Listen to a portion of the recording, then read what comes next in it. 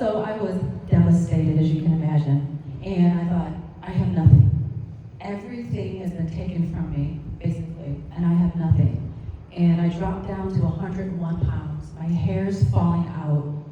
And I was still going to the same pediatrician, Dr. Morris, even though I was 18, he was letting me see him, whatever.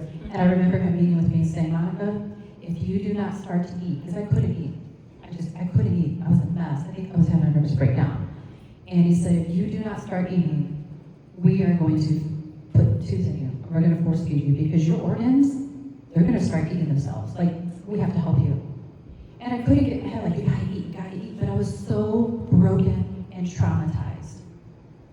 And I don't know, you guys, if I ever just laid on my face the way that I did then or what before God. But I did. And I said, God, I don't know how to get myself out of this situation. I need you to deliver me. I need it. And I was just begging God, crying out to God.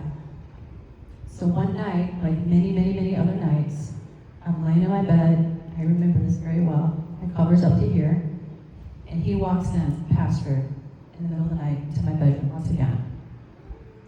And he walked over to the dresser, and I'm not sure what he was doing. And all of a sudden, for the first time ever, his wife came walking in. And I thought, yes, accountability, right? She gets to see it for herself. I didn't have to say anything. And I knew that God answered my prayer. I knew it. But it's also very scary. And I just remember crying and running up the stairs. He's running after her. All this time, I'm laying in bed. I'm like terrified, but I'm also like, yeah, this is amazing. I mean, how crazy. But this is amazing. Like, she caught him red-handed, you know? And then a few hours later, he came down to my room and said, she's going to come down here, and you are going to tell her nothing happened. You understand? I told you before, you're going to take this to your grave. And I was just like, okay, you know, like, and I remember sitting on the couch. It's awful. And her hands are on her face, you know. I mean, how awful for her. How awful also for her. And here I am just answering him. I don't remember what I said. I just agreed with the man. And then he told me, you have to leave.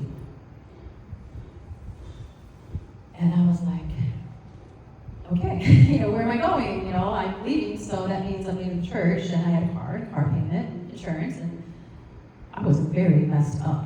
I was very messed up. And I remember somehow getting hold of my family, my sister, and packing up, and they told me now, when I came to them and I told them what happened to me, they're like, things make sense. I remember how joyful you were when you were packing up to leave there. And I had nothing, I didn't have a job. And I moved into an apartment above where his parents lived.